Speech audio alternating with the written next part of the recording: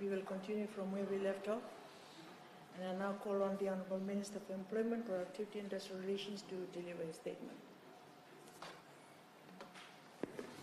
Thank you, Madam Speaker, for the opportunity to deliver my ministerial address. This afternoon I'll be providing an update on the work undertaken by the Ministry in terms of occupational health and safety and also workers' compensation services in Fiji. This is quite important this week because towards the end of this week we will be celebrating World Occupational Health and Safety Day.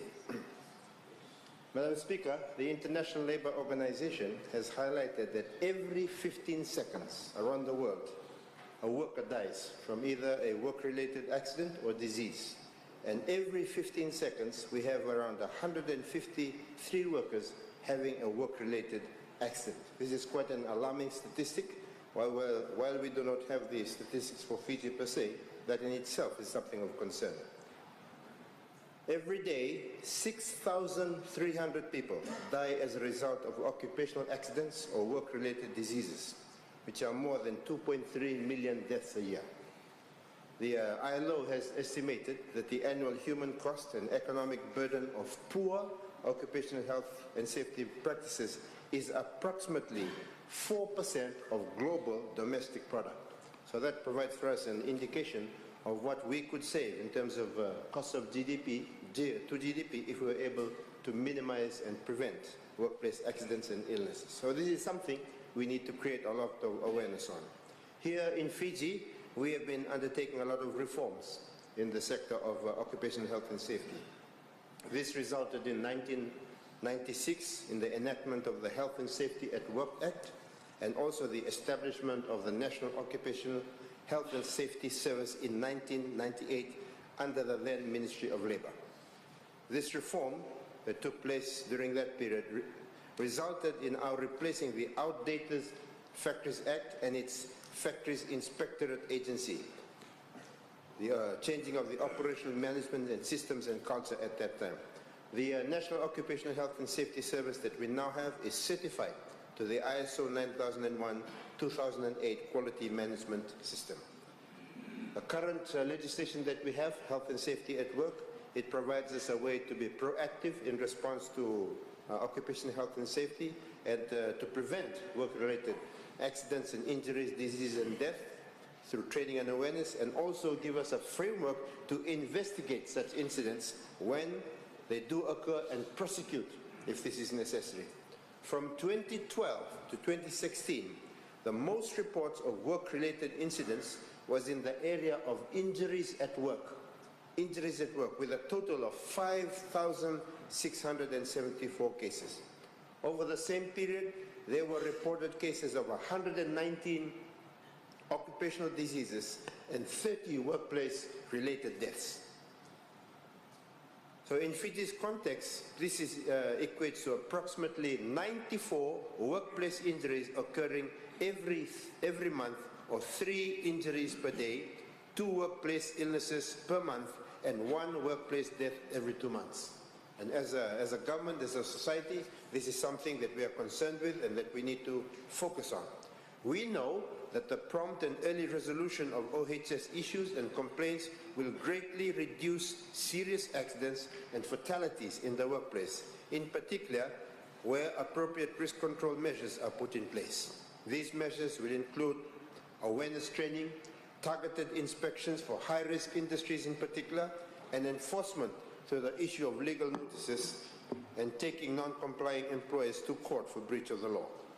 Madam Speaker, irrespective of the size or location of any organization, workers in all industries are potentially exposed to workplace dangers that can threaten their health and safety.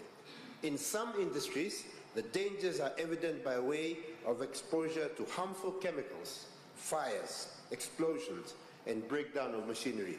These are just some of the health risks that workers can face at work. In other fields of work, however, the health and safety dangers may not be so obvious. These may be in cases of those who are working in an office or a restaurant, which may seem harmless, but poor ergonomics, food contamination, and psychological stress can also cause health and safety problems that can hamper productivity. Given that hazards are present in industries directly or indirectly, it becomes essential for organizations to provide health and safety training for their workers and to be updated on occupational health and safety knowledge on a regular basis. Madam Speaker, this OHS training is a legal requirement under the Health and Safety at Work Act of 1996 as part of the duty of employers to its workers. So they are obliged to make sure that they provide that training for their workers. The main objective of the training is for workplace stakeholders, including employers, self-employed persons, those in control of the workplace, the manufacturers, the suppliers and installers, and the workers to understand their roles and responsibilities for each person in the workplace and their duty of care. Such training has to include a number of things. The issue of best practice that stresses the importance to workers of the best work methods and procedures whilst communicating to workers of the commitment the organization has in regard to high performance standards. Secondly, such training must cover and address the issue of compliance. This component enables the education of workers in industrial and enterprise agreements, ensuring that they are compliant with all relevant laws, regulations and codes of practice. Third, it's an issue also of increasing productivity. This component focuses on the quality of work produced. It also increases the efficiency in which the task is completed. This is to reduce rework and save costs so that more time and effort can be placed on the job at hand. And the fourth component is reduction of costs.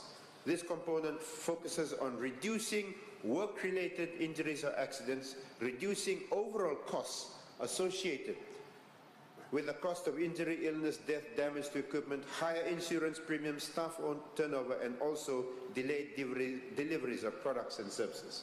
And fifth, risk management. This component focuses on the process of identifying, understanding, and eliminating risks within the workplace. Madam Speaker, the Fijian government believes that education in OHS is an effective preventative tool, and that is why over the last 5 years, 555 trainings have been provided, covering almost 7,000 employees in different sectors. Government believes that educating workers on the basics of OHS and prioritizing health and safety at the workplace can help reduce workplace accidents and injuries, saving organizations from costly financial and productivity losses.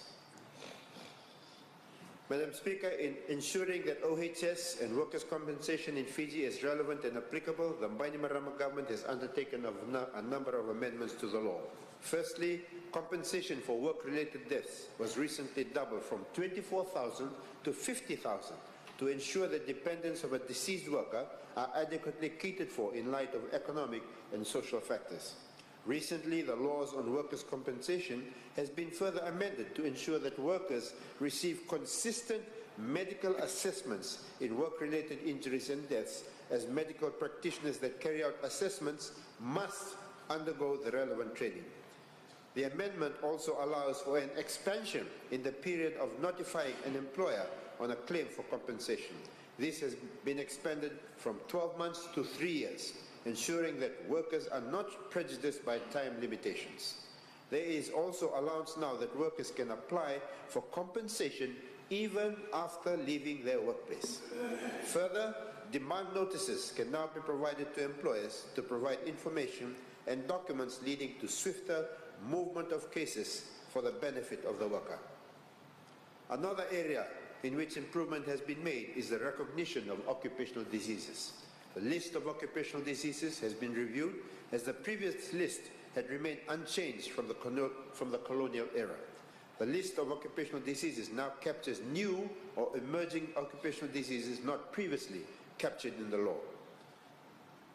Madam Speaker, the new list includes a range of internationally recognized occupational diseases, as well, for the first time, mental and behavioral disorders. At this juncture, it is important to highlight the need to move towards a more sustainable and fair workers' compensation scheme that ensures social justice to all injured workers or to the dependents of workers who had lost their lives as a result of workplace accidents or disease. Madam Speaker, under the current workers' compensation scheme from 2012 to 2016, figures show that only 13.3% of the total injured workers in the private sector had received some form of monetary compensation. This compares quite poorly to the 83% for government workers who were injured in the same period. In this same period, in terms of death cases, only 6.4% of dependents of workers in the private sector had received compensation, compared to 53.4% of dependents of workers who work for government. This is an area that we intend to address to ensure that an equitable and viable system is implemented. Madam Speaker, under the occupational health and safety, there is not enough awareness and understanding of the H in OHS, the health, occupational health. It is often seen as synonymous with occupational safety, but it is something that we need to take cognizance of. And in particular, I think the issue that something that we need to take particular concern is the issue of non-communicable diseases that is affecting the impact of the productivity of our workforce. Here in Fiji, we have the second highest rate of diabetes in the world, 15.6% of adults. So it's affecting a significant portion of the people sitting in this room right now, and also the people that we depend upon to work in the places in which they are occupied. And the important thing about this is that 80% of NCDs are preventable. 80%. 4 out of 5. High blood pressure is increasing. 30% of Fijians are obese. And the worrying statistic that I have seen, that we were presented in a workshop which all members of parliament went through, is that 97% of all adults in Fiji have moderate or high risk of dying from NCDs. 97%, Madam Speaker. So it is something that is phenomenal in nature and something that we need to get to grips with. His Excellency the President had related that the World Health Organization had reported that the economic burden of Fiji from NCDs would amount to 443 million by 2030 if the trends continue. And the biggest impact of this is on the productivity of labor and early deaths.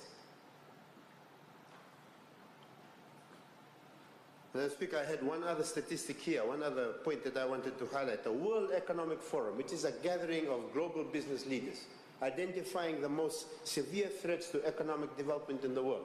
They did not talk about changing demand on technology and all of these things.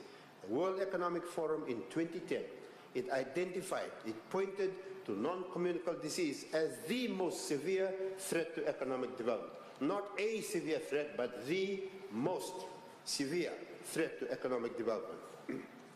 Some studies have been shown in 2011 that a 2% decrease in NCD risk leads to 1% growth in our economy after a decade. So as we talk about occupational health and safety, we should pay special attention to the health of our workforce. And this is something that all of us, in our own individual capacities, in our own organizations, need to pay attention. It's not something that we can just let slide and hope that people make the right decisions, because the impact is going to be economic, as have been highlighted by the points that I've just been making. Madam Speaker, the last component of our labor reform that is due for modernization is our workers' compensation legislation. While the operational management system of the workers' compensation services is ISO 9001-2008 certified, government is committed to providing a swift and efficient process for the benefit of both workers and employers. Madam Speaker, this government is committed to minimizing employment injuries and occupational diseases, and on that premise, it is envisaged that the workers' compensation scheme should support and encourage accident prevention, as decrease in workplace accidents reduce expenses and entail higher productivity improvement due to fewer work interruptions. The intended outcomes from the completion of the labor reforms at the enterprise and industry levels include improved health and safety of workers, reduction of workplace risks and accidents, better productivity, higher worker skills level, better quality of goods and services, good industrial relations, job satisfaction, proactive risk management skills, sustainable in-house OHS management system, improved overall management practice, increasing productivity and profitability, and creating employment opportunities. Madam Speaker, in closing, I had highlighted in the beginning that this week we celebrate World Occupational Health and Safety Day on the 28th of April 2017. The theme for the celebrations this year is Optimize the Collection and Use of Occupational Safety and Health Data. This mainly focuses on the critical need for countries to improve their capacity to collect and utilize reliable OHS data. Because if you can collect the information, if you can't collect the data, you cannot manage it. And that is absolutely critical. The theme also deliberates on the contribution to the implementation of SDG 8, Sustainable Development Goal 8, which provides for the promotion of inclusive and sustainable economic growth, full and productive employment, and decent work for all. This focuses on the protection of labor rights and promotion of safe and secure working environments for all workers, including migrant workers, in particular women migrants and those in hazardous employment. The Ministry, together with the tripartite partners and the ILO, have organized celebrations in all 3 divisions within the Northern Division, celebrating on the 20th April 2017, Western Division celebration, which will be held on the 26th of April 2017, and Central Eastern Division, which will be held on the 28th of April 2017. I urge the honourable members and members of the public watching from home to mark the remaining dates and ensure that they participate, as this is an opportunity to raise awareness on occupational health and safety on a national platform and examine ways in which we can offer better services to assist in the reduction of workplace accidents and deaths. I thank you, Madam Speaker. I now call on the Leader of the Opposition or her designate to speak in response. Thank you, Madam Speaker. I'd like to thank the Honourable Minister for the explanation given regarding the topic on hand, which is Occupational Health and Safety, OHS, which is governed under the Health and Safety at Work Act 1996 and administered by the Ministry of Employment, Productivity and Industrial Relations. The Ministry's National Occupational Health and Safety Service is responsible for the promotion of OHS and enforcement of the Act and its subsidiary legislation and the Workmen Compensation Act of 1964.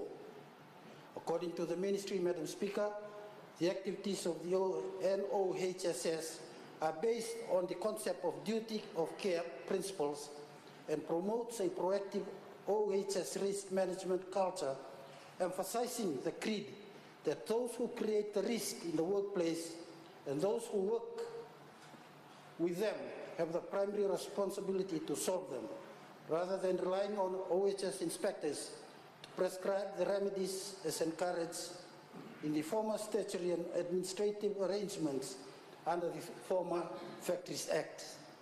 The legislation, Madam Speaker, has undergone a number of amendments. The Safety at Work 1996 commenced on the 1st of November 1996, and the first amendment was done in the Act of 1996, number 18 of 1996. The second one, Madam Speaker, was the Act on 2003, number 14 of 2003, while the third one, Madam Speaker, was the revised edition of the Laws of Fiji, Constitutional Amendments, Act of 2016, number 31 of 2016. In addition, Madam Speaker, the Ministry has responsibility for the Workmen Compensation Act of 1964. Recent news reports on OHS issues, Madam Speaker, on the Fiji Times dated 27 February 2017, under the heading Labour and the Health Ministry discuss Nabua Hospital, it was reported that the Department of Labour was holding talks with the Ministry of Health after an OHS assessment at Nabua Hospital. We all understand, Madam Speaker, that there were so many defects at the Nabua Hospital after it was completed its construction.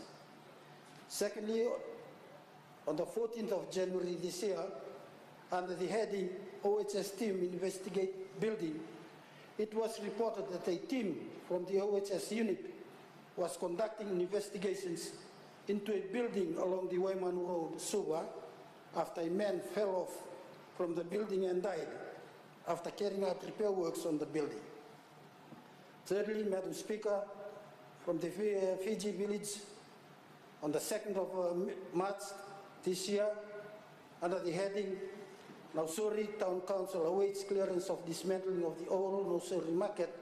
It was reported, Madam Speaker, that the Nausori Town Council was awaiting the clearance from the National OHS Services for the dismantling of the old Nausori market structure.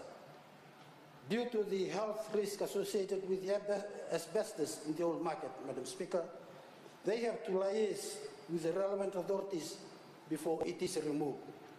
Madam Speaker, it was reported that no time frame has been given as to when the site will be cleared for major development work to start. Madam Speaker, a 40 million worth of complex by the Shop and Save Limited will be built at the site. Some issues of major concerns at this stage, Madam Speaker, are: one, in terms of building standards, the Fiji National Building Code is outdated, but the OHS laws and regulations are being applied.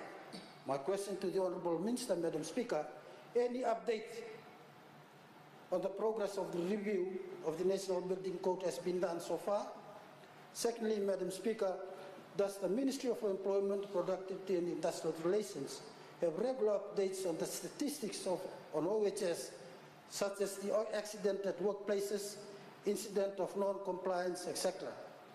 Thirdly, Madam Speaker, any information on hand of how much the Ministry has paid out under the Workmen Compensation Act 1964 in the past 10 years or since the enactment of this law? Fourthly, Madam Speaker, for the amendment of the Workers' Compensation Act 1964, thank you, Madam Speaker. Thank you, Honourable Member. I now call upon the Leader of the NFP or his designate to speak in response. Thank you, Madam Speaker. I rise to contribute to the ministerial statement. I thank the Honourable Minister for outlining his statement with the amendments to the Act. And whilst the amendments are welcome, the Ministry, in my view, Madam Speaker, needs to improve its compliance in dealing with private sector OHS concerns. As you've noted from the Minister's response, the statement that almost 13%, only 13% of the injuries or deaths have been compensated in the private sector, and it is a very alarming figure. Madam Speaker, last year I moved a motion on OHS in respect of the sugar mills, and this motion was defeated by the government, saying that the deaths are normal and compared them to normal deaths on roads. So, Madam Speaker, this is a very serious issue in our country, and now we have issues of safety at mines. And I'd like to concentrate my reply on mines, Madam Speaker. OHS is in the mines has to be brought under the National Occupational Health and Safety at Work Act. Workers must be given the legal right to refuse to work in what they consider to be risky and unsafe work environments. Workers and unions in the mines have been asking for government intervention in this matter, but so far nothing has been done. And Madam Speaker, mining does not fall under OHS Act. The safety of the mines is under Mining Act regulations. It is being handled by Ministry of Mineral Resources, and this has been the practice so far, Madam Speaker. Just recently we had a death in the mines. The mining shaft where the accident occurred was closed, but it is of no consolation to the family who have lost their loved one. But we thank the government for shutting down this shaft and carrying out a mining audit. And Madam Speaker, it cannot stop there, it has to go further. Every worker must have a right to refuse to work in a workplace they consider unsafe. One of the features of the OHS Act is workers can form workplace OHS committees. This is essential in underground mining. These are most vulnerable workers working in the most dangerous environments and should receive most protection in terms of workplace safety and their right to refuse to work in unsafe and unsafe environment. Workers are the best judges of hazardous workplaces. I've been told that the workers in the mines have said, enough is enough, Madam Speaker, and they would like to say that they would want to be protected under the OHS Act. And with this, the other issue that comes to mind, Madam Speaker, is the employer's contribution of 1% of gross wages to FNU, which is a levy, and I'd ask the Minister, perhaps in his next statement, and how this levy is used, why is it with FNU, and whether any portion of it is used to train the workers, or is being used to upgrade the OHS compliant environment, Madam. Thank you. Thank you. I now give the floor to the Minister for Fisheries to deliver his statement.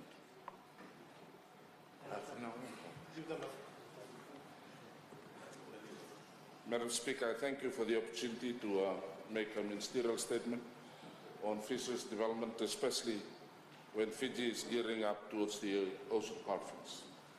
Madam Speaker, the Ministry of Fisheries needs to increase its activities as it pursues to accomplish what the Ministry has been mandated to perform, and also make positive contributions to the Ocean Conference in June, as I have already alluded to.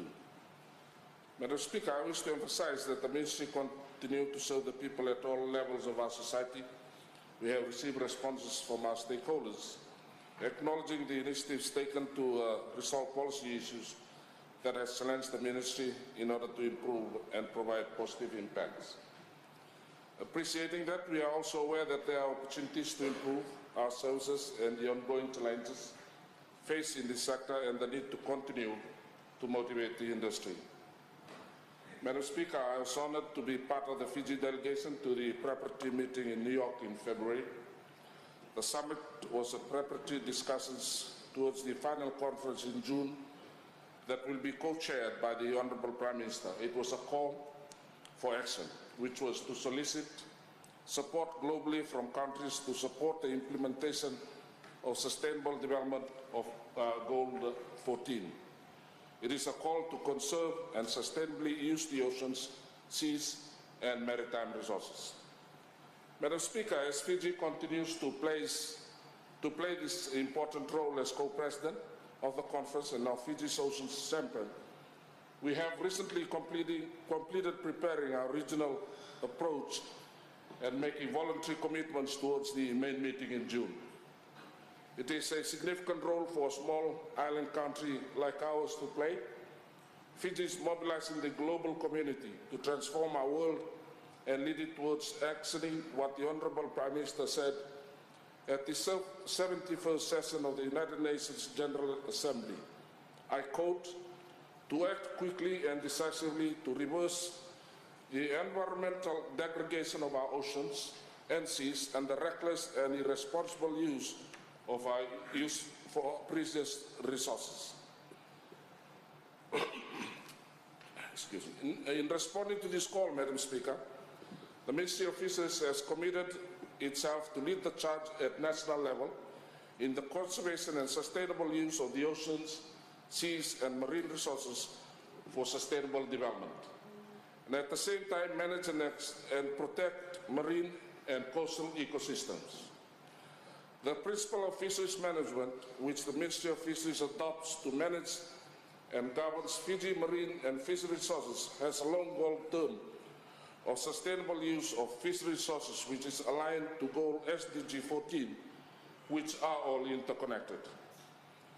The above values are also enshrined in the Green Growth Framework, which is a tool to accelerate integrated and inclusive sustainable development that inspires action at all levels in our country, to build environmental resilience, social improvement, economic growth, build resilience to the anticipated adverse effect of climate change.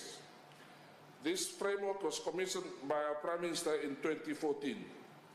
All fisheries projects are aligned to these two means of guidance, which has been incorporated in the Ministry's short and long-term goals and initiatives.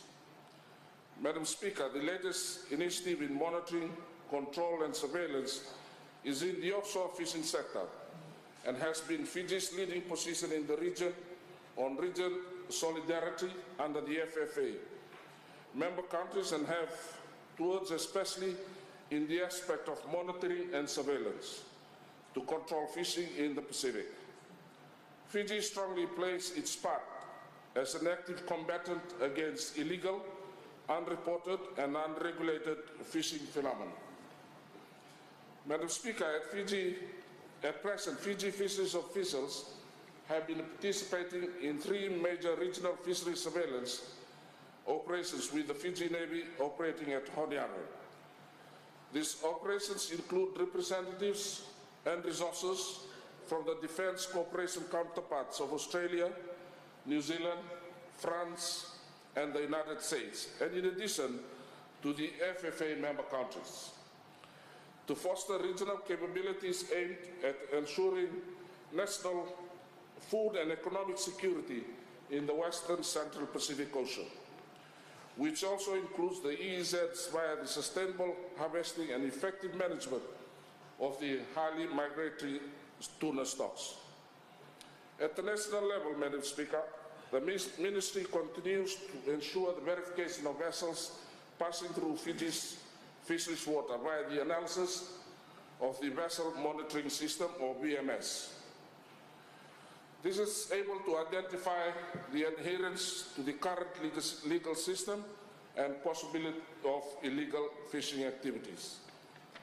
Madam Speaker, the Ministry is in the second year of a 3-year trial period on the use of electronic monitoring system, EMS, upon Fiji's domestic fishing fleet with the United Nations Food and Agriculture Organization.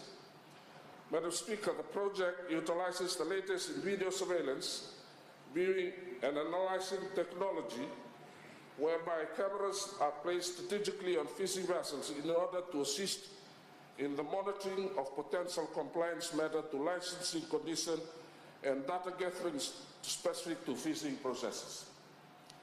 Madam Speaker, this additionally assists the industry stakeholders in ensuring that the proper fish handling procedures are maintained. Madam Speaker, as such, the Ministry is about to engage with relevant industry participants for the advancement of this project. At present, there are 9 vessels that have been outfitted with equipment and a further estimated 21 to be outfitted in the next 2 months. A total of 50 Fijian longline vessels are to be outfitted with this technology at the end of the 3-year trial. Data collected by this system are being analyzed by fisheries observers and are entered into the national and regional databases. Madam Speaker, the Ministry continues to make progress in pursuit of cross-border fishing, and that is engaging regional counterparts whose exclusive economic zone borders our waters, namely Kiribati, Solomons, Tuvalu, and Vanuatu. This gives our Fiji flag vessels access into their waters to fish. The proposal is to allow the tuna caught in their waters by our vessels to be brought back to Fiji and processed.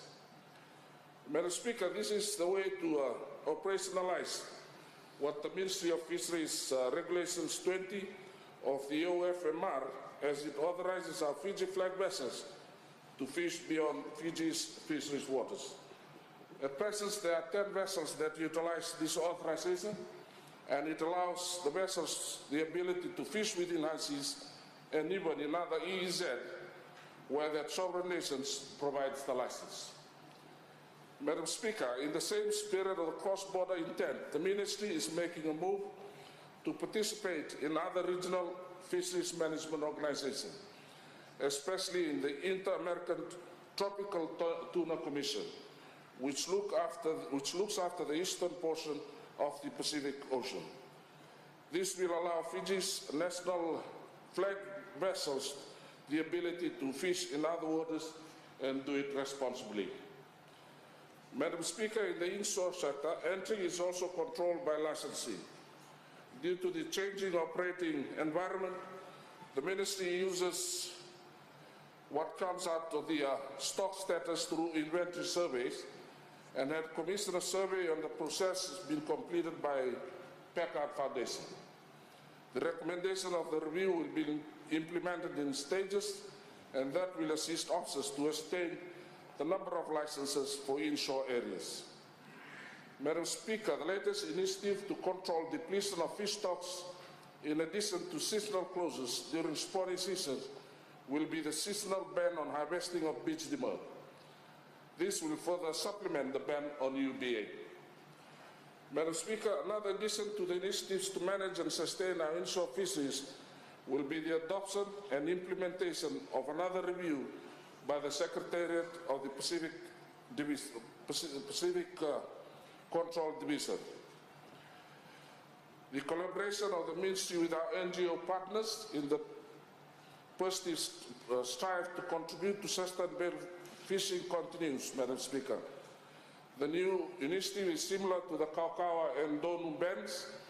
The Set Size campaign, to be launched soon, will further revitalize the adherence to catching of legal size fish. That's in our legislation.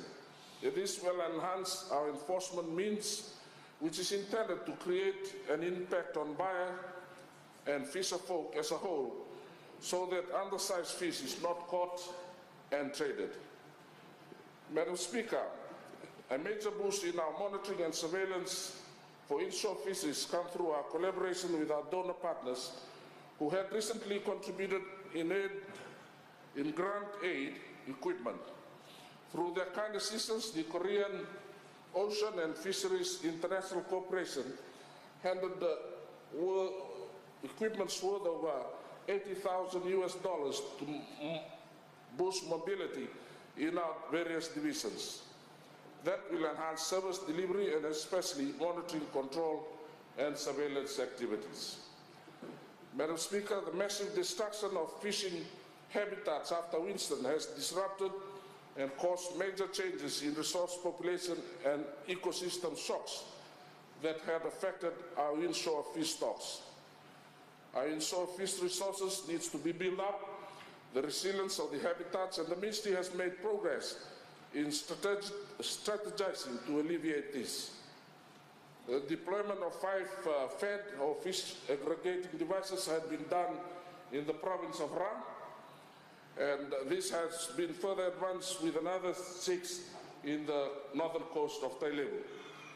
This latest initiative will allow fisher folk to continue to catch fish and at the same time allow affected reef stocks to recover.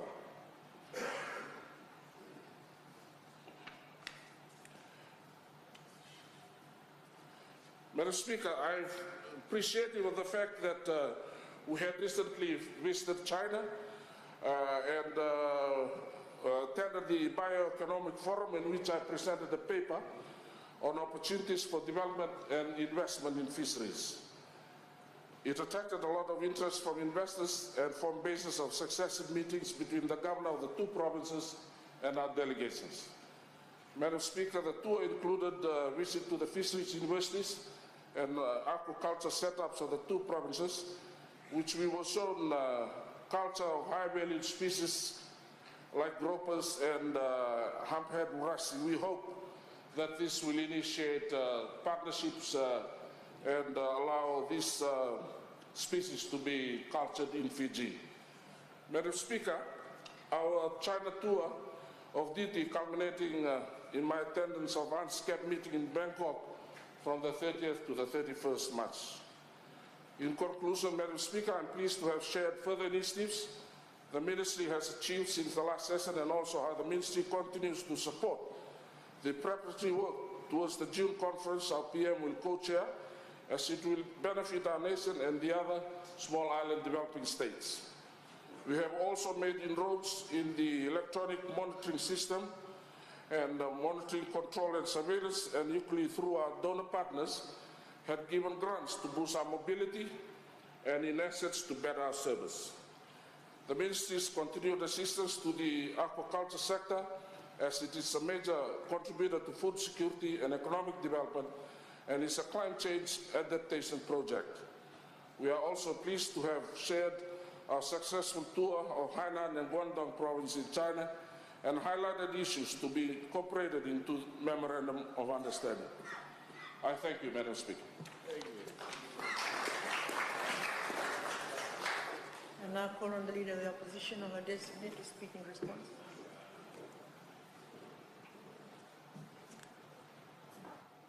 Thank you, Madam Speaker. I thank the Minister for his ministerial statement. Firstly, I'd like to point out that Fiji's role as co-chair in the Ocean Conference to be held in June is very important. It is very important for Fiji to be seen to be committed as a leader of the Pacific Islands. And in the leader in the Pacific, I would, Fiji should take the lead role in all aspects and issues of the Pacific, as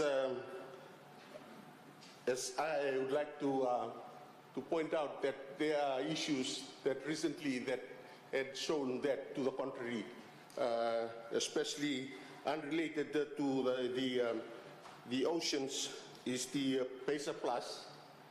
Papua New Guinea and Fiji have opted out, while the other islands have signed the PESA Plus. So that is another issue that questions Fiji's leadership in the Pacific. And the other one is the issue with the Papua New Guinea in terms of importation of beef. Those are the issues that I'd like to point out for Fiji to be portrayed in the international arena as the leader of the Pacific, and reflective of what the Pacific Islands, small nations, want to bring up to the table of the world scene. Domestically, for the ocean,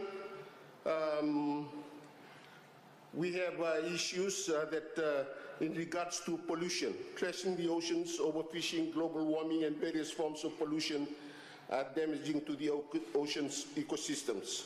In Fiji, as highlighted by the Prime Minister recently in his speech, in regards to the wreckages all over Fiji. So Fiji has to be seen that this is doing its own work in Fiji. And I note also the elevation or the local scene of the Ministry or the Department of Environment. It has not been elevated to be a ministry of its own, so that it reflects the importance of environment in regards to ocean. If Prime Minister, the Honorable Prime Minister, has to be the chair, co-chair of the Ocean Conference. So that is very important. Fiji's voice on environment and climate change is as loud as its voice in the international arena. Then surely you'll see a full-fledged, we expect a full-fledged Ministry of Environment and Climate Change. It will be fully staffed and stocked up to match Fiji's international commitment to the Ocean Conference. Issues that continue to be raised is the domestic policies in terms of destruction of mangroves and land reclamation, destroying the natural habitat and ecosystem, the biodiversity and food chain of the estuarine and inshore fisheries. Land-based development, lack of proper agriculture land use management, resulting in millions of tons of soil washed into the river system during heavy rain and flooding, and eventually into the sea, destabilizing the balance of ecosystem of coastal fishery and freshwater fishery. Then we think about the rubbish, the plastic. It has been highlighted in the ads, in the TV. And Peli, Mimi, and Koliadi, they go fishing out in the Sese, and they throw their line, they haul in the plastic. That is not a good picture for Fiji to be highlighted, especially in the Ocean Conference. It gives a picture that Fiji is littered with plastic. So the policy of the government, what does it emphasize like other African countries? Therefore, even New Delhi has banned first-use plastics. Can Fiji, on the international arena, say that Fiji is going to ban plastics because it litters the oceans? So those are the issues that should be portrayed in the international arena. If Fiji is to be of any relevance, to be credible, to be seen to be doing something domestically in its policies to address the ocean pollution as well as the environment. Fiji has a vibrant fishing and aquaculture industry. So in Vanuatu there are 20 million tons of bauxite, and it's going to destroy all the vibrant aquaculture in Vanuatu, especially the pearl culture. And recently it came in the paper in the Madhuwata, the Red Sea of the barrier reef in the Baby Woliku area. So these are the issues that should be addressed before we go into the international arena, so that we can portray Fiji to be domestically compliant to maintaining the ocean environment. It should portray in Sweden, co-chaired by Sweden in the Ocean Conference. Thank you, Madam Chair. And now call upon the leader of the NFP or his designate to speak in response. Thank you, Madam Speaker, and I thank the Honourable Minister for his statement. Madam Speaker, like COP23, we support the Fiji's preparation for the Ocean Conference. And as I've said before, Madam Speaker, we must take ownership of these very important task that Fiji has been given. And I've already said, Madam Speaker, that we support the Prime Minister's chairmanship of COP23 and Fiji's hosting of the Ocean Conference. But we must make sure that our people, our ministers, our experts take charge, not contract it out to some consultants who are only out there to make money, and COVIS in particular. So I put that warning to this House, Madam Speaker. We also note, Madam Speaker, that the recent areas beyond national jurisdiction by preparatory committee also presents some opportunities to Fiji and to provide some leadership during the ocean meeting in June. I also hope that the Minister will ensure that these negotiations, which are superimposed on Fiji's fisheries development, will showcase, as Honourable Kiliraki has said, our leadership on oceans governance in the world, and as a model or as an attempt to provide that good governance, in terms of sustaining our resources, our ocean resources. For starters, Madam Speaker, our fisheries licensing cap, I think, needs to be more closely examined to ensure that our fishing effort is in sync with the science and required and reduced to a more sustainable level. Otherwise, the migratory species of tuna will be under immense pressure. And I note the Minister has pointed out some very good measures, particularly the VMS and the EVMS, and how he's planning to ensure that those measures are going to ensure our tuna sustainability.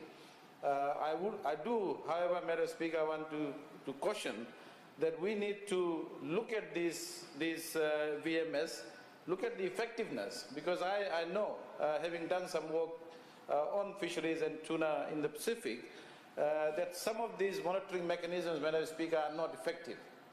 And despite these on the policies, on the agenda of governments in the Pacific, we have continued to see the exploitation of tuna resources and other fisheries resources in a detrimental manner. And I know the Minister understands this. The other point that is very important, Madam Speaker, when we talk about sustaining our resources, and I hope that the Minister is working on the Traditional Knowledge Cultural Expression Bill, because the whole issue of biopiracy, especially with respect to our marine genetic resources, is an important one as well. And if we are not careful, we may lose some of these in the process, and these resources would never be expensively recorded and robustly protected, so we need to ensure that as well. And one last point I want to make, Madam Speaker, is, and I know that the Minister can already see this nexus in the negotiations pertaining to the BBNG and of course the CBD Nagoya Protocol. I think these institutions and these mechanisms are also very important when we are taking this ahead. With climate change now as a threat multiplier, Madam Speaker, on land, sea and air, I mean it's not an issue which is confined to some specific areas. We simply cannot rest on our laurels, and we must effect as much as we can in terms of ensuring that our domestic capacity and and building that capacity in terms of understanding the intricacies of the management of ocean resources, management of climate change impacts, adaptation is very important. And that is why I want to re-emphasize again, Madam Speaker, again and again, that this is an opportunity for Fiji to capture that moment, to enhance its local capacity, both at the executive level, at the civil service level, and with the private sector as well. And that, Madam Speaker, would require a very, very collective effort, both in COP23 and in hosting the Ocean Conference. Only then I think we can be sure that we are going to get the appropriate rewards and the benefits from engaging in such international undertakings, which are very, very important for Fiji and the Pacific. Thank you, Madam Speaker. Thank you, honourable members. That brings to an end all items in today's order paper. And I thank you for your participation. Parliament is now adjourned until tomorrow morning at 9:30 a.m.